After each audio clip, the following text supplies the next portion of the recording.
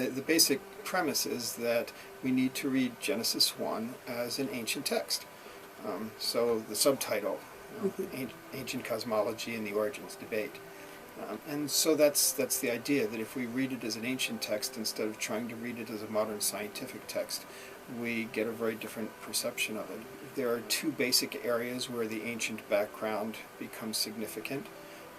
On the one hand, the idea that we have an account that is very much connected to the imagery of a cosmic temple, and that any ancient audience would have understood it that way.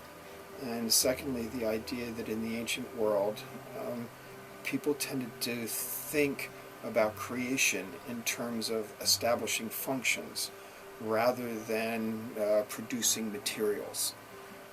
We think of in material terms. Creation means you make stuff. You do the manufacture of the material cosmos.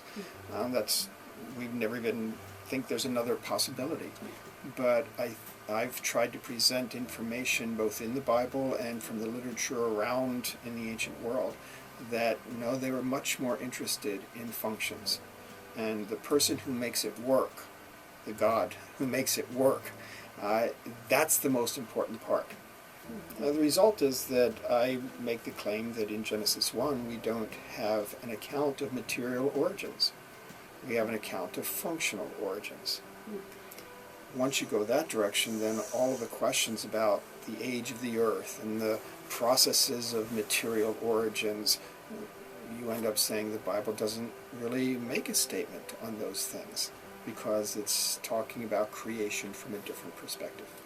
The question that I hear most often is, okay, you've persuaded me of the very strong functional element here. Can't it be both? So I address that. I think there are good reasons, and I've addressed it in the book in a few pages of why that doesn't work so well. Just the idea that we're most interested in material doesn't mean the text should be, and that we can't just assume a material element. We have to demonstrate it. And I try to show that of the 7 days, only 2 of them really have any shot at being material at all. The others are things that are not really material. The whole account starts with no functions, not with no material. There's the waters of the deep.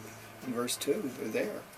So those are kinds of, but that's the major point that's often raised, because I think there's a very good case to be made that it is a functional orientation. They just want to have their cake and eat it too.